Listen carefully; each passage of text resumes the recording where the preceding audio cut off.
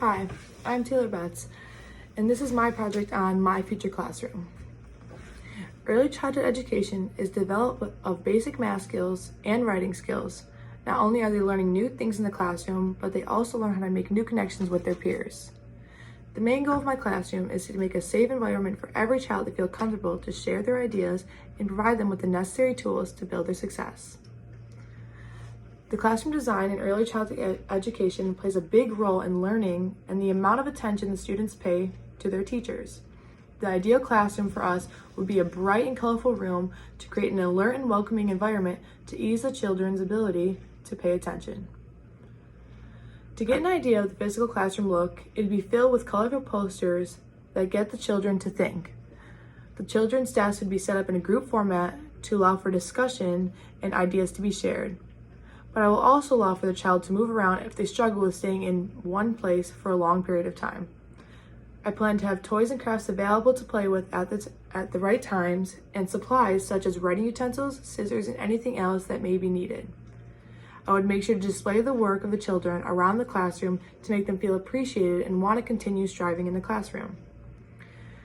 My choice of teaching methods would be have a mixture between Vygotsky's theories and high-scope learning curriculum.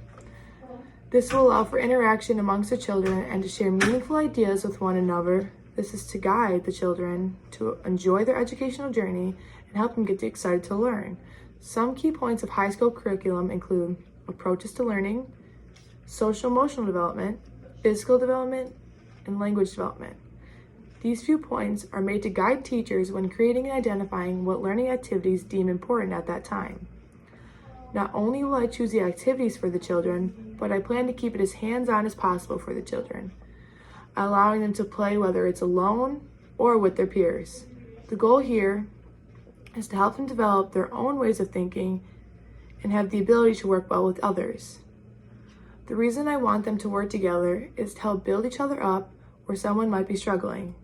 This is an example of zone of proximal development, which is from Vygotsky's theory. The whole goal behind this is for the more advanced children to teach the ones who may not meet their abilities and help them grow together and build strong relationships. To give an example of this, the use of scissors. Being able to cut on lines neatly is tough at first, so if a child can't do this, it's out of their zone. But after showing them and allowing them to try it within their groups, it will become within their zone. Overall, I want my children to have the ability to count on one another and not rely on adult figures so they can learn a sense of independence. Rule developing. The rules of my classroom, depending on the age of the kids, I want them to have a chance to come up with the classroom rules. I feel like if you allow the children to decide what's right and wrong, it will make them want to follow the guidelines. As we begin our first day of classes, I will instruct the children to share out some good classroom rules and write them down on the board. After coming up with the good rules on the board, I will write them on a big sheet of paper and have them posted right in the main part of the classroom for all children to see.